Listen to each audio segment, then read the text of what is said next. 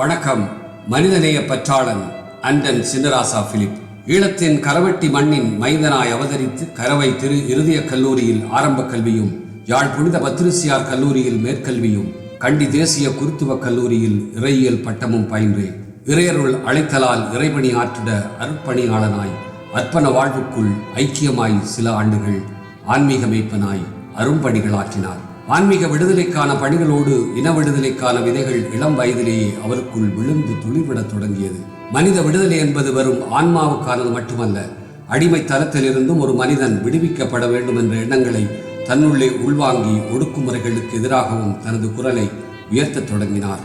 வெளியே தீயினால் கொழுந்து விட்டெறியும் சிங்கள பௌத்த பேரினவாத அரசுகளின் தொடர்ச்சியான திட்டமிட்ட இனவழிப்பு அண்டன் சின்னராசா அவர்களுக்குள்ளேயும் இன விடுதலை தீயை மூட்டிவிட்டது. தான் இறைபணி ஆற்றிய ஆலயங்கள், நிறுவனங்கள் எல்லாம் மக்கள் மனதில் நாம் யார், நாம் எந்த இனம், நமக்கு ஏன் இந்த ஈனம் என்று சிந்திக்க தூண்டும் வகையில் மரத்து போன மனங்களில் மறையுரியோடு மண் உணர்வையும் ஊட்டினார். ஏன் இப்படி என்ற கேள்வி இறைஞானத்தில் இயேசுவையும் மெய்ஞானத்தில் புத்தனையும் நமக்கு தந்தது. ஏன் இந்த அடிமைத்தனம் என்ற கேள்வி மார்ட்டின் லூதரையும் மண்டேலாக்களையும் தந்தது. ஏன் இந்த ஏற்றத்தாழ்வு என்ற வினா கார்மார்க்ஸையும் லெனினையும் உருவாக்கியது. ஏன் இப்படி என்று ஏங்கிய மனிதநேயம் அன்னை திரேசாக்களை இந்த பூமிக்கு தந்தது. ஆன்மாவின் விடுதலை ஆண்டவன் கையில், இனத்தின் விடுதலை நம் கையில் என்ற துணிவோடு தன் பணிகளை தொடங்கினார். வண்டுகள் வரவில்லை என்பதற்காக பூக்கள் கண்ணீர் விடுகிறதா? சிலந்திகள் எந்த நம்பிக்கையில் வலைகளை பின்னி காத்து கிடக்கின்றன? ஏன் மனிதா, நீ மட்டும் தோல்விகளை கண்டு துவண்டு போகிறாய்? கஷ்டகாலத்தை கண்டு கவலைப்படுகிறாய்.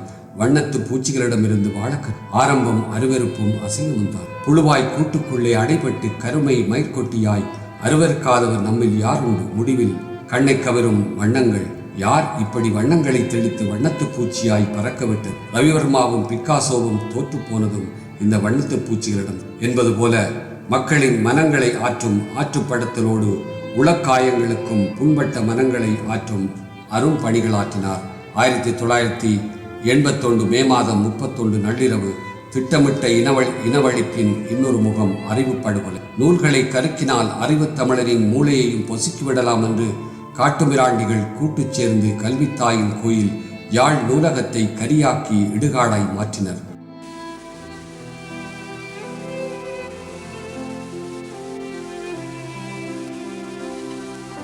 ஈழத்தமிழர்கள் இந்த நாட்டின் வந்தேறு குடிகள் அல்லர். அந்நியர் இந்த தீவில் அடியெடுத்து வைப்பதற்கு முன்னர் ஈழத்தமிழர்களாகிய நாங்கள் அரசுடனும் கொடியுடனும் முடியுடனும் வாழ்ந்து வந்தோம் என்பது வரலாறு. 16ஆம் நூற்றாண்டில் எமது அரசை இழந்த நாம் இன்று வரை நிம்மதியாக வாழ்ந்ததில்லை.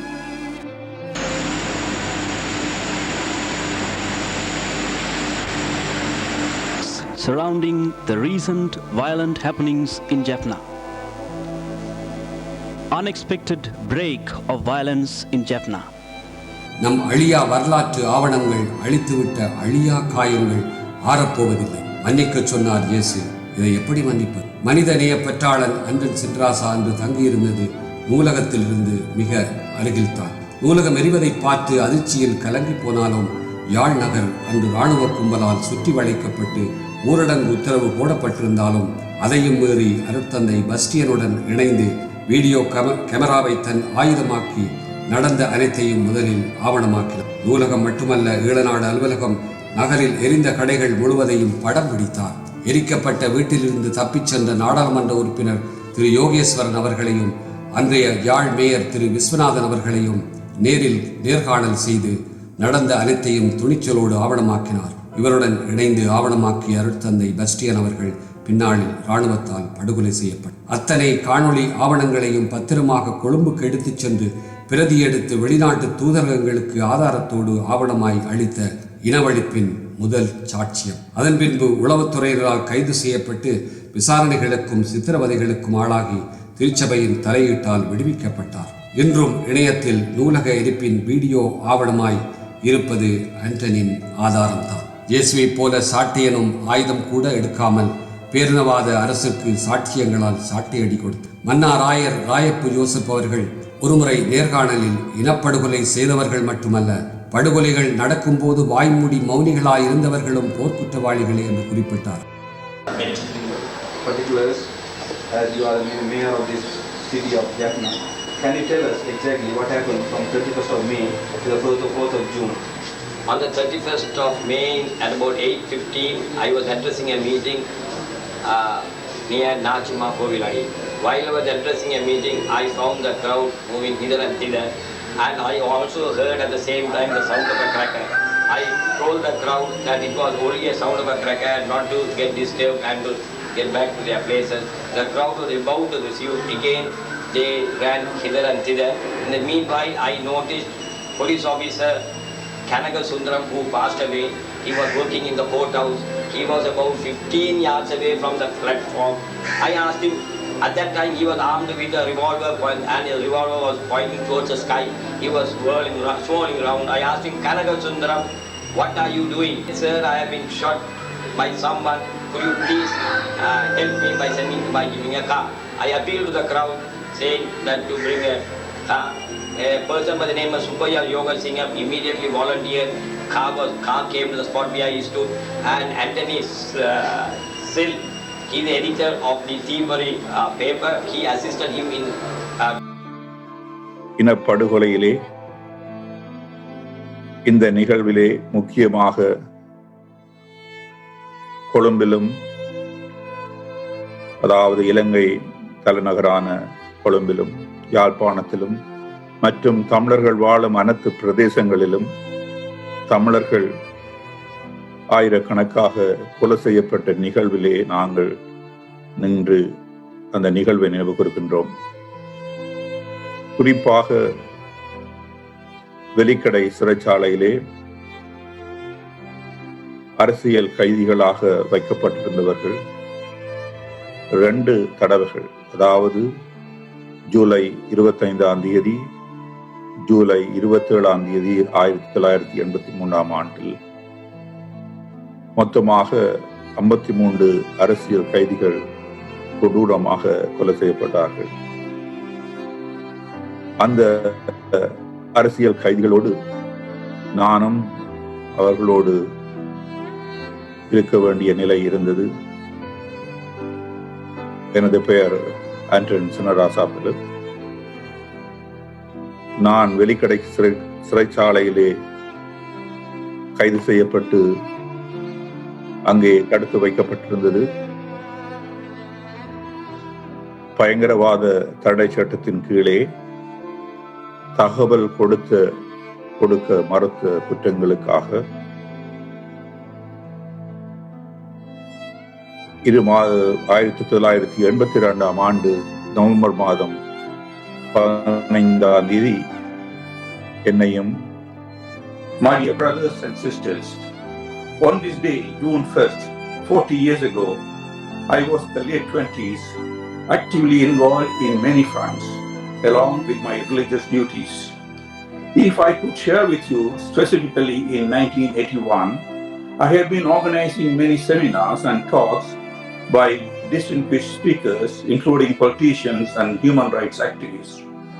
Jaffna Public Library Auditorium is one of these places where we had arranged such talks and discussions. Still, I remember, just before burning down the library, Father Paul Gaspers, a Jesuit priest, human rights activist, who is the architect of forming the movement for interracial justice and equality called MERGE, came over to Jaffna, and he made a very powerful speech at this auditorium in the library. Many would have shared volumes of books from this library, and some of them are very rare to find anywhere in the world. In early 70s, Jaffna Library was a place for many of our students because it's a quiet place to study and prepare for the exams. It was such a valuable place, and it was a landmark for the Society of Jaffna. My residence was just around 750 meters away from the library. Just before the days of burning down the library, most of us felt something terrible going to happen because district council election to be held on the 4th of June 1981. Proposal of district council as a solution to the Tamil people demanding for a separate state itself was the biggest disappointment for Tamils, and especially for the Tamil youth. Tamil politicians believed and convinced the Tamils in general as a step towards the solution of the Tamil issue. Sri Lankan Sinhalese President D.R. Jayawardena had some other plans and sending hundreds of Sinhalese returning officers to Jaffna to conduct the district election. Thuraiappa Stadium was filling up with the military officers and these returning officers. Violence on the public by the police and military was just taking place prior to these days. Just weeks ago, 29 Tamil youth were arrested and imprisoned. To make the story short, on the 31st night around midnight, just 50 meters away, the office of the TULF, which was located on the main street, was set on fire by the people who came in jeeps and trucks.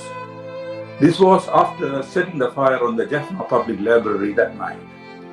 Then we could see the flames of the library at that time. At the same time, the residence of Jaffna MP Jogeswaran house was set on fire, and Mr. Jogeswaran and wife had to escape through jumping over the parapet wall for their life. We heard that Ilanadu office was burned down, and over 50 to 100 shops in the new market in the Jaffna town were also set on fire. Early morning of June, people movement was reduced to zero. As there was no communication with outside world, no radio, no TV, no internet, reporting these events outside world, and no newspapers were reporting, some of us got together and planned to do something and make these events for the outside world to know. Reverend Father Bastian, who was brutally killed in 1985 by the military, and myself want to document these events in a video camera. Many of us would not believe at that time, I presume there were only 2 or 3 video cameras available in Jaffna. One video camera was in the church institution, the other one owned by one Nitti who was recording wedding events. With the camera we had, Father Bastian and myself hired a hire van and started recording the burned down library and the shops. This is just that morning. I still remember that smoke coming out inside the library. We were able to get inside facing great risk, and we were able to record for about 20 minutes. And then we were looking for MP Jogeswaran, who was in hiding. Someone we found his location. I interviewed him in video for 10 minutes in English and Tamil about the ordeal and the experience, which were really frightening. For the documentation purpose, and as a first citizen of Jaffna, we interviewed Mayor of Jaffna at that time, Mr. Viswanathan.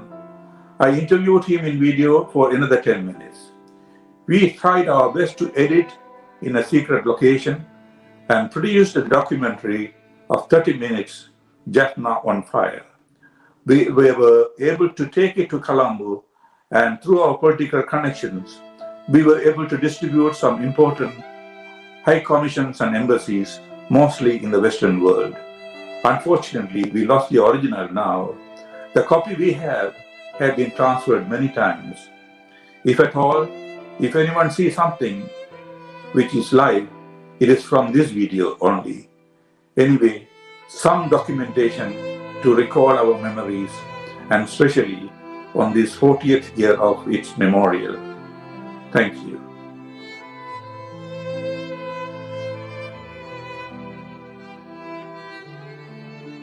ஆம், மனிதநேயம் என்பது மத மார்க்கம் கடந்த, அரசியல் அதிகாரம் கடந்த, இன நிறபேதம் தாண்டி நீதிக்கும் விடுதலைக்குமான சுதந்திர தாகத்தின் பயணத்தில் அண்டன் சின்ராசாவின் பங்களிப்பு மறக்க முடியாத தாகம்.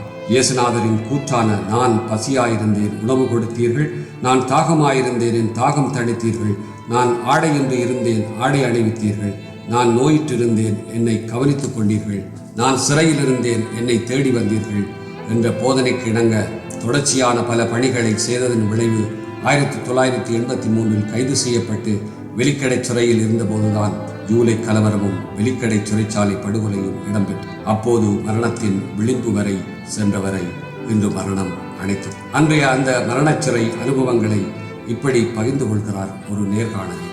1983 கொழும்பு முழுவதும் எரிந்து கொண்டிருந்ததாக ஞாபகம். நான் காற்றை நினைவில் வைத்திருக்கிறேன். வானம் முழுவதும் இருளால் நெருப்பாலும் நிறைந்திருந்தது. வெலிக்கடை சிறைச்சாலை படுகொலையில் நானும் சிலரும் எப்படி உயிர் பிழைத்தோம் என்பது பற்றிய கதை இது. பயங்கரவாத தடை சட்டத்தின் கீழ் தகவல்களை மறைத்ததாக நான் அங்கு தடுத்து வைக்கப்பட்டிருந்தேன்.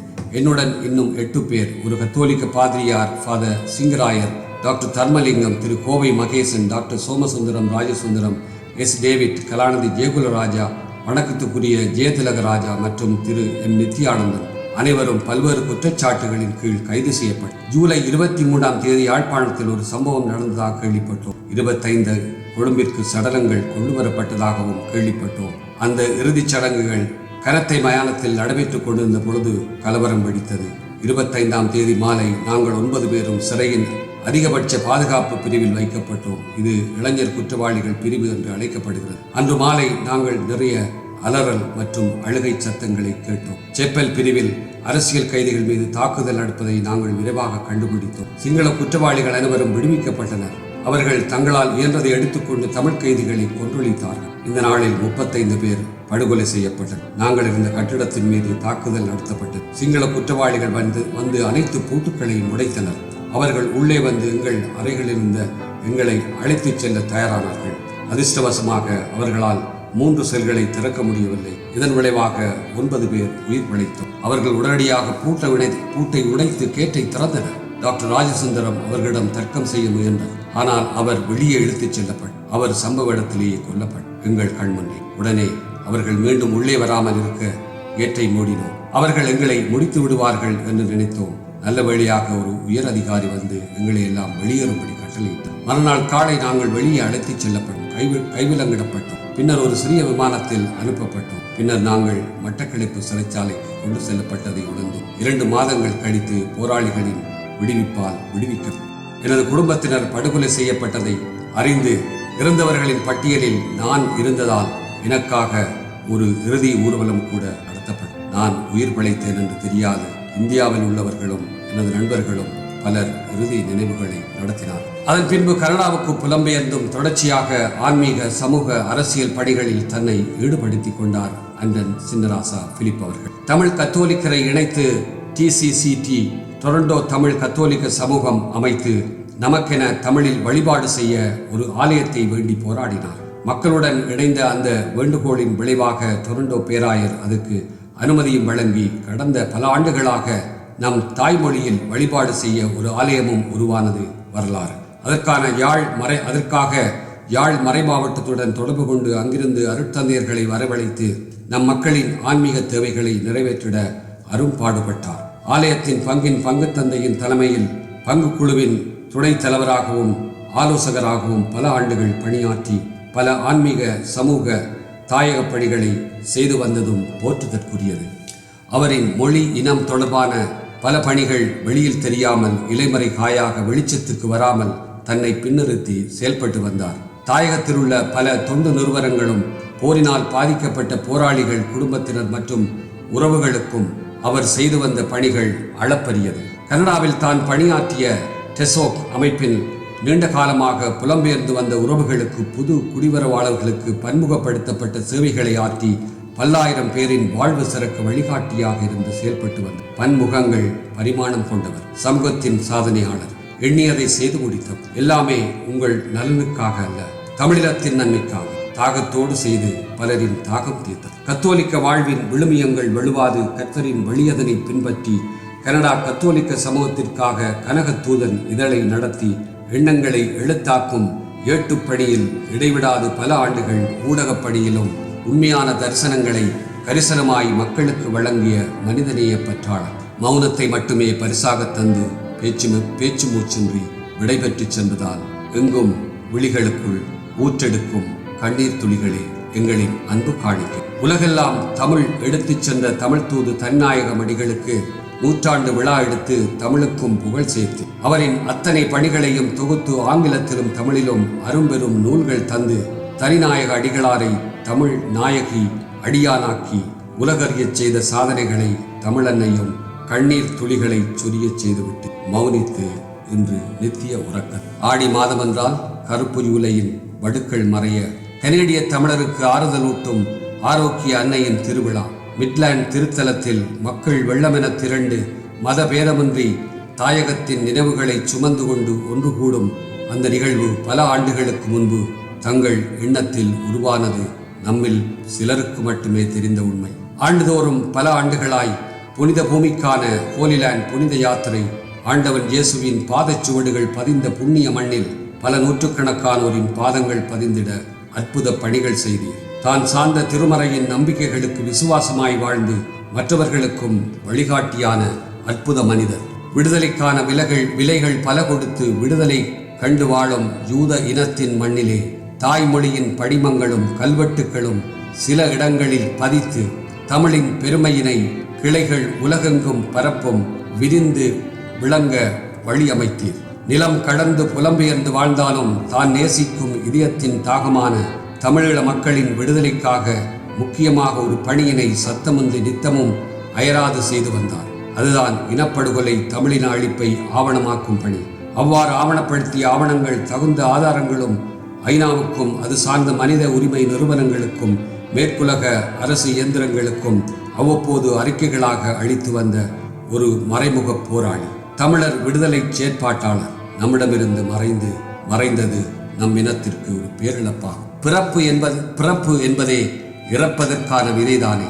பிறக்கும் போது முதல் கண்ணீர் நாம் வாழ்வதற்காக வழிந்தோடும் விழிநீர். இறக்கும் போது அடுத்தவர் கண்ணீர் நாம் விடைபெறுவதற்காக விழிநீர். தான் சார்ந்த இனத்தின் விடுதலைக்காகவும் தன் மறைசார் விசுவாசத்திற்காகவும் தூக்கம் மறந்து ஓய்வின்றி உழைத்ததால் தான் உடலின் வாதைகள் பல வந்தாலும் பாதைகள் மாறாது வாழ்ந்த மனிதநேய மகா. இனம் விழிப்புடன் வாழ மூடாத வழிகள் இன்று அமைதியாய் உறங்கிக் கொண்டிருக்கும். இனத்திற்காக மரண விளிம்பு வரை சென்று துடித்த இதயம் இன்று இயங்க மறுத்து ஓய்வெடுக்கும். குரலற்றவர்களின் குரலுக்காக ஒலித்த குரல் வலை இன்று சத்தமின்றி மௌனித்து போய்விடும். அடக்குமுறையின் போதும் ஆன்மீக விடுதலைக்காகவும் பெருமூச்சு விட்ட மூச்சுக்காற்று இன்று சுவாசமின்றி நித்திய சமாதானத்திற்குள்ளே இறைவனின் திருவடியில் இளைப்பாறுக. நன்றி, வணக்கம்.